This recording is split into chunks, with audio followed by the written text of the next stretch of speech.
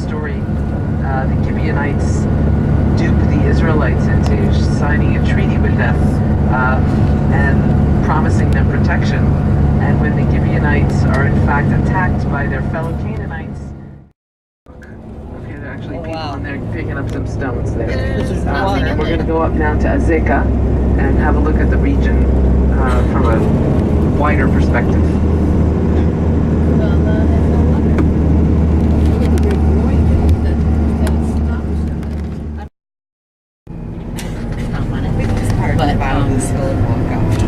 I have this thing where if I go to an edge, I have this. So that's trying to figure out. Me too.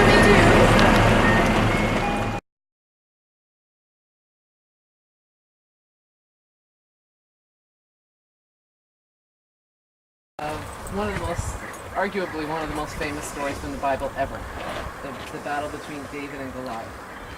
And just to give you a little bit of background to the story, Saul, we're in 1 Samuel here, so Saul has already been crowned king. But Saul's in big trouble because what we've learned from the get-go is that doesn't always follow instructions, and this is one of his major weak points.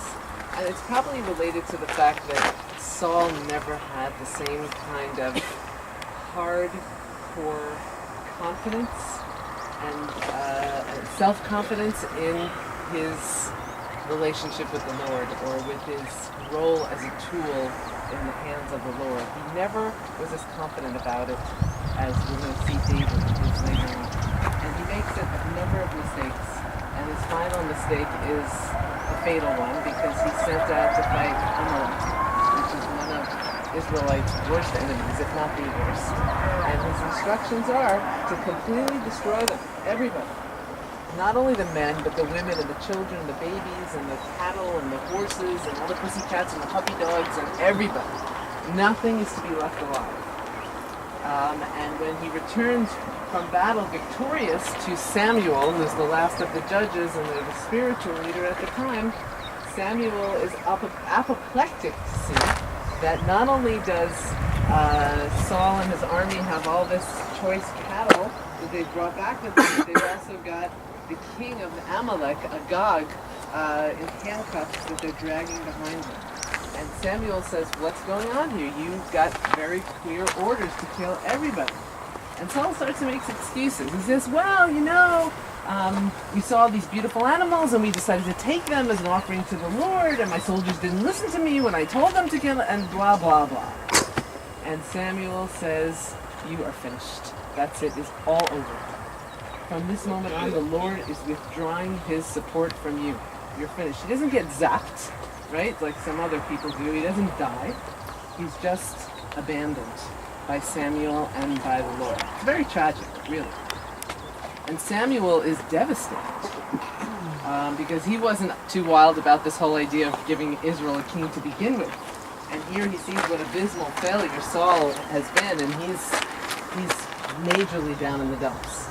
And it's interesting because God cheers him up. He says, get over it, Sam. Go find your horn, fill it up with oil, and get on the road, because we're going to go anoint us a new king. I want you to go to Bethlehem, to the home of Jesse.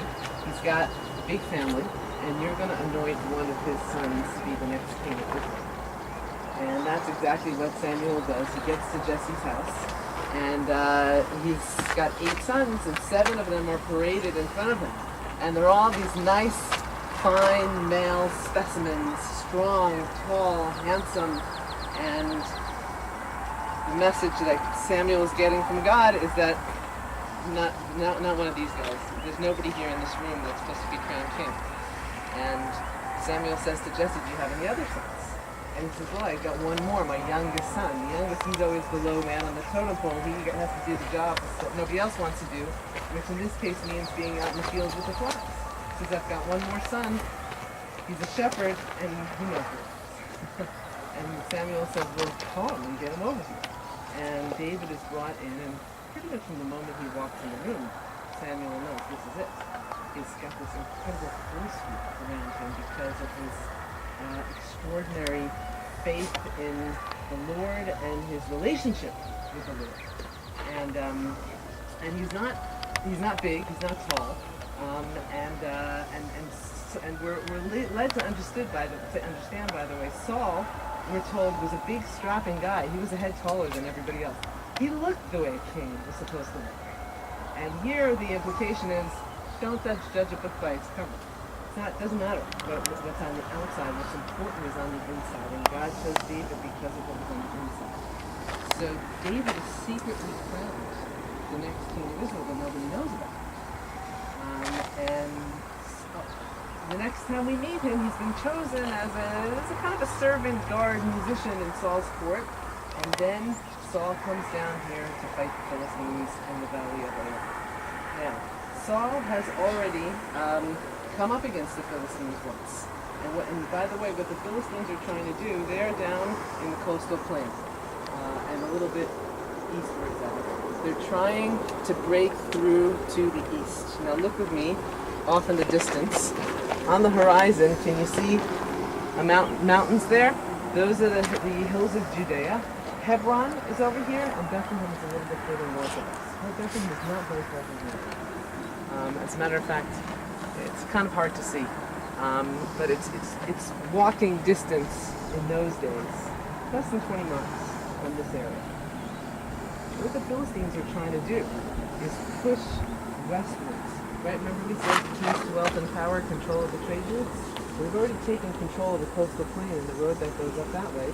They're trying to move eastwards to take over the highlands and then the King's Highway beyond that. And the Israelites, or the tribe of Judah, at this stage of the game, they're up there in those hills and they have to defend their hills, and that's what Saul is doing here.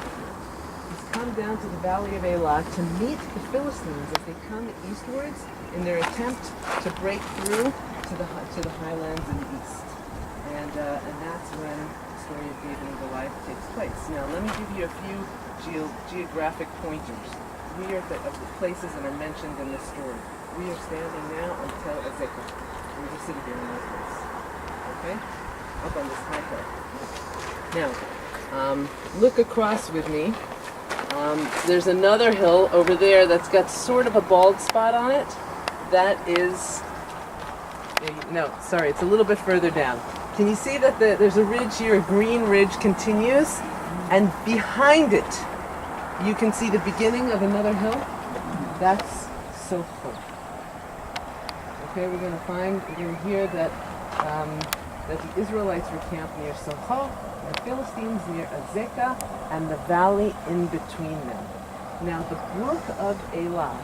Remember, we drove over that bridge, right? Can you see the road down here, the highway down here? Can you see there's sort of like a little hill to the left side of the highway? Just beyond the hill is where the brook passes. There's a green sign right by the bridge on the right side of the road. There are 4 cars going there now. Yep. The first car is just going over the bridge now. So the brook of Elah passes, you can see it passing on this side, it makes a turn, and then it goes off to the left in that direction.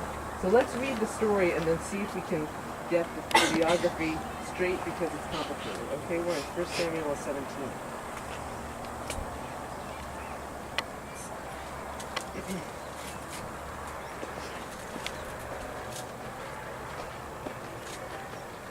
Okay, now, the Philistines gathered their forces. Sorry, I gotta get a little bit light here.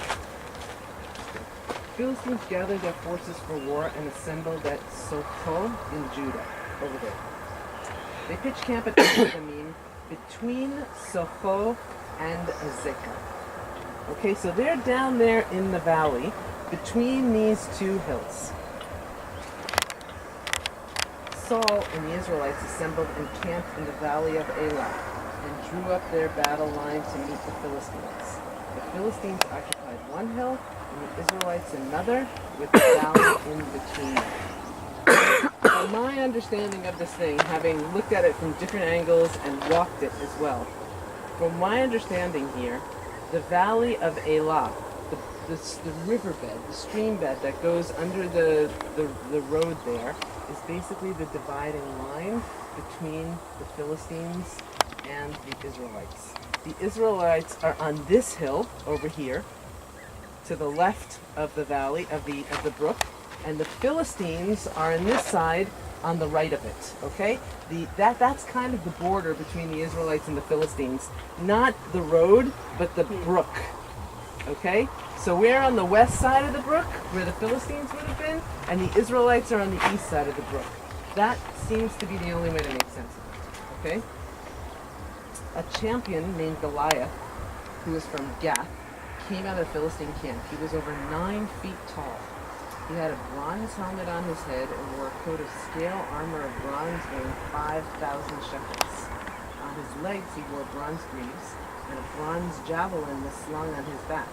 His spear shaft was like a weaver's rod, and its iron point weighed 600 shekels. His shield bearer went ahead of him. This little catalog of military accoutrements is a really nice reinforcement to what we were talking about the other day. I think it was yesterday, whenever at Tel Dan, about the Philistine monopoly on metallurgy. Goliath's got all these things made out of bronze. Bronze is made out of copper and tin. The copper comes from not far from here, and you can get it in the region of the Negev, and we'll talk about that later on today. But there's no tin in this region. It has to be imported. And the Israelites did not have the capabilities and the access to import tin. Only the Philistines did. And this puts them in a tremendous disadvantage, as you can understand. Goliath stood and shouted to the ranks of Israel, "Why do you come out and line up for battle? Am I not a Philistine? And are you not the servants of Saul? Choose a man and have him come down to me. If he is able to fight and kill me, we will become your subjects. But if I overcome him and kill him, you will become our subjects and serve us." Then the Philistine said, "This day I defy the ranks of Israel. Give me a man and let us fight each other." On hearing the Philistines' words, Saul and all the Israelites were dismayed and terrified. Now David was the son of an Ephrathite named Jesse, who was from Bethlehem in Judah. Jesse had 8 sons, and in Saul's time he was old and well advanced in years. Jesse's 3 oldest sons had followed Saul to the war. The firstborn was Eliab, the second Abinadab, and the third Shammah. David was the youngest. The 3 oldest followed Saul, but David went back and forth from Saul to tend his father's sheep at Bethlehem. For 40 days, the Philistine came forward every morning and evening and took his stand. Now Jesse said to his son David, "Take this ephah of roasted grain and these 10 loaves of bread for your brothers and hurry to their camp. Take along these 10 cheeses to the commander of their unit. See how your brothers are doing and bring back some assurance from them. They are with Saul and all the men of Israel in the valley of Elah fighting against the Philistines." Early in the morning, David left the flock with a shepherd, loaded up, and set out as Jesse had directed. He reached the camp as the army was going out to its battle position, shouting the war call. Israel and the Philistines were drawing up their lines facing each other. David left his things with the keeper of the supplies, ran to the battle lines, and greeted his brothers. As he was talking with them, Goliath, the Philistine champion from Gath, stepped out from his lines and shouted his usual defiance, and David heard it. When the Israelites saw the man, they all ran from him in great fear. Now the Israelites had been saying, "Do you see how this man keeps coming out? He goes out to defy Israel. The king will give great wealth to the man who kills him. He will also give him his daughter in marriage and will exempt his father's family from taxes in Israel." Well, that's a great deal for him. David asked the men, and by the way, it's worth mentioning here that Saul, who is the king and the commander of the army, and the biggest, tallest, strappingest guy in Israel, you don't see him volunteering to go out and fight Goliath. Imagine how that affects the morale of the soldiers. David asked the men standing with him, "What will be done to the man who kills this Philistine and removes this disgrace from Israel? Who is this uncircumcised Philistine that he should defy the armies of the living God?" They repeated to him what they had been saying and told him this is what would be done for the man who kills him. When Eliab, David's oldest brother, heard him speaking with the men, he burned with anger at him and asked, "Why have you come down here? And with whom did you leave those few sheep in the desert?" I know how conceited you are and how wicked your heart is. You came down only to watch the battle. Now what have I done? Said David. Can I even speak? He then turned away to someone else and brought up the same matter, and the men answered him as before. What David said was overheard and reported to Saul, and Saul sent for him. David said to Saul, "Let no one lose heart on account of this Philistine. Your servant will go and fight him." Saul replied, "You are not able to go out against this Philistine and fight him. You are only a boy, and he has been a fighting man from his youth." But David said to Saul, "Your servant has been keeping his father's sheep. When a lion or a bear," remember the lions and the bears too, as it turns out, "came and carried off a sheep from the flock, I went after it, struck it, and rescued the sheep from its mouth. When it turned on me, I seized it by its hair, struck it, and killed it. Your servant has killed both the lion and the bear. This uncircumcised Philistine will be like one of them, because he has defied the armies of the living God. The Lord who delivered me from the paw of the lion and the paw of the bear will deliver me from the hand of this Philistine." Saul said to David, "Go, and the Lord be with you." Then Saul dressed David in his own tunic. He put a coat of armor on him and a bronze helmet on his head. David fastened on the sword over the tunic and tried walking around because he was not used to them. "I cannot go in these," he said to Saul, "because I am not used to them." So he took them off. Then he took his staff in his hand, chose 5 smooth stones from the stream, put them in the pouch of his shepherd's bag, and with his sling in his hand approached the Philistine. Meanwhile, the Philistine with his shield bearer in front of him kept coming closer to David.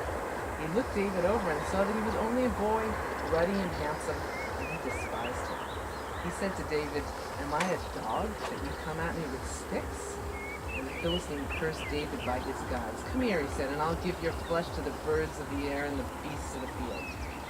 David said to the Philistine, "You come against me with sword and spear and javelin, and I come against you in the name of the Lord Almighty, the God of the armies of Israel, whom you have defied.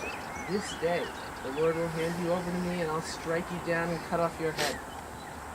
Today I will give the carcasses of the Philistine army to the birds of the air and the beasts of the earth, and the whole world will know that there is a God in Israel. All those gathered here will know that it is not by sword or spear that the Lord saves, for the battle is the Lord's, and he will give all of you into our hands." As the Philistine moved closer to attack him, David ran quickly toward the battle line to meet him. Reaching into his bag and taking out a stone, he slung it and struck the Philistine in the forehead. The stone sank into his forehead and he fell face down on the ground. So David triumphed over the Philistine with a sling and a stone. Without a sword in his hand, he struck down the Philistine and killed him. David ran and stood over him. He took hold of the Philistine's sword and drew it from his scabbard. After he killed him, he cut off his head with the sword. When the Philistines saw that their hero was dead, they turned and ran.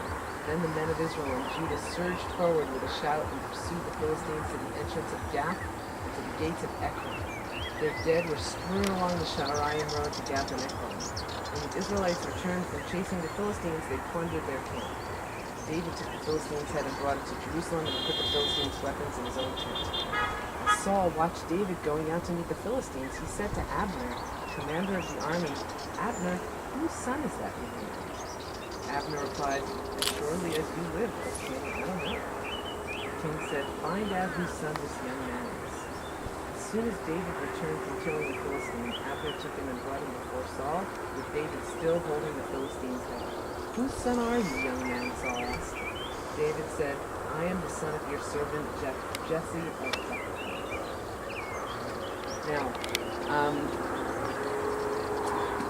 the story, the end of the story, think about it, right?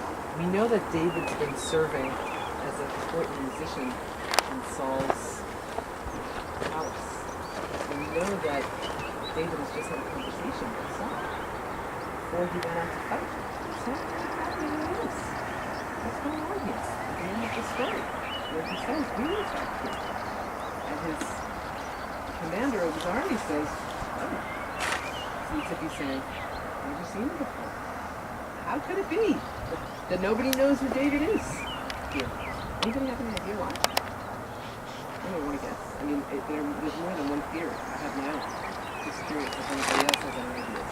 Well, one theory is that there's 2 stories that are melded together. That is definitely one story. That the whole Bible is a combination of stories and traditions over many different periods over many different tribes, and that the editors of the Bible tried to include as many of those stories as possible, even though they sometimes contradict one another. Some people also say that the earlier stories of David showing was the sweet person with the temperament of an artist, a musician who's out there in the fields, and here we get to see the testosterone side of him, the masculine side. That these are different facets of David's personality. Those are two explanations. Anybody else? Anybody? So what I think is that Saul didn't recognize David because he's not his right man. Keep in mind that Saul is in a very bad way, because while he's down here fighting this battle against the Philistines, he has no support from God. Right? This is post-Amalek. So Samuel is gone. He has no spiritual advisor, and he has no connection, no way to speak to God either. Eventually, he's going to get so desperate that when he's up there in the valley of Goliath, about for the third time to go out to war against the Philistines, he holds a seance. But he goes to a medium because he's so desperate to make contact with Samuel or with God that he violates his own law in which he prohibited seances. Right? He has to go sneak to a woman who's a medium and ask her to call up the spirit of the dead prophet Samuel. He's gone. So Saul, this is before that, but Saul is in a very, very bad way. And we've already seen that he's behaved very erratically in some cases. And early he tried to kill David. He threw a spear at him. And he even tried to kill his own son Jonathan. And he's been described invariably as manic depressive or bipolar. Some say he has hypoglycemic, and that explains why he's so tall and why he has these very erratic moods. Why he's thirsty all the time. There's some hints to that in other stories. But what happened? Think about what happened here. Saul is kind of at the end of his rope, and in walks this kid. David's a teenager here. Maybe he's 20 at the most. Probably somewhere more like 16 or 17. This kid who's not terribly big. He probably still getting over his acne, right? And he's the one that goes to fight the Philistine, and he's victorious against him. And Saul's the king, the biggest guy around in the land. He must have been going through some kind of a breakdown. And that's why he doesn't recognize David, because he's just kind of in love with the mountains. So how come Abner doesn't claim to know David either? When Saul turns to him, the commander of his army, and he says he is that king. The best explanation for that is Abner sees that Saul is falling apart, and he doesn't want to communicate with him or embarrass him, so he just kind of plays along and says, I don't know who that is either. And feeling probably his heart pounding or feeling a stab in his heart because he sees that the king is borderline dysfunctional at this point. That's how bad it is. And we're going to see that what happens after this battle, the spirits are lifted when the Philistines are defeated. And his army is kind of back on top of things. And then they go back to town, and everybody's having a big party, a big victory party, a dance party.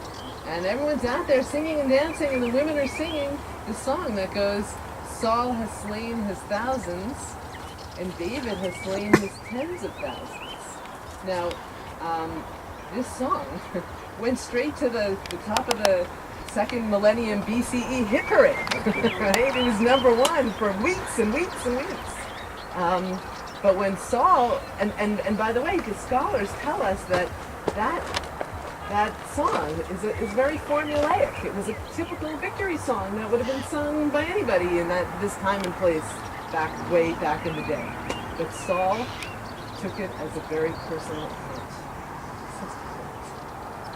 David, in that song, he killed more people than I did. I'm the king. Who is this guy, David? And that's when he really loses it. And that's when he begins to focus all of his energy on hunting people down instead of running his kingdom. And that's the next kind of chapter in that story we'll get to tomorrow when we go to En-Gedi, because that's where David has to run in order to hide out from Saul, and where they almost accidentally meet in a very, very unusual situation. But Saul basically, his star is in free fall, and it's all downhill from here. It just gets worse and worse and worse. And it ends in a terrible tragedy at Mount Gilboa and at Beit Hanan, where we find that in the end he and his sons and the entire army and control did it. Anyway.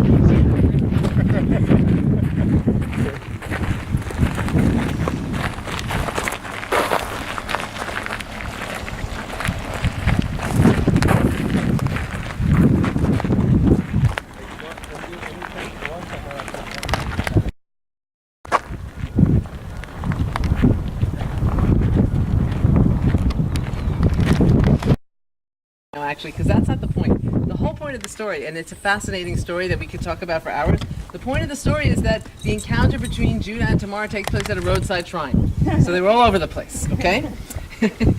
And these roadside shrines all have the same structure. They have 3 different chambers, and that structure is pretty much exactly the same structure that is given to us in Exodus. I don't remember offhand the chapter. I will find it for you.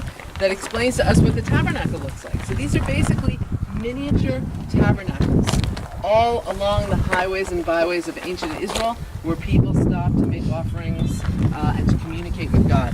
And this is one of the most far-reaching one that we found. We found an altar here as well, and also two matzevot. A matzevah, some kind of a standing stone that indicates something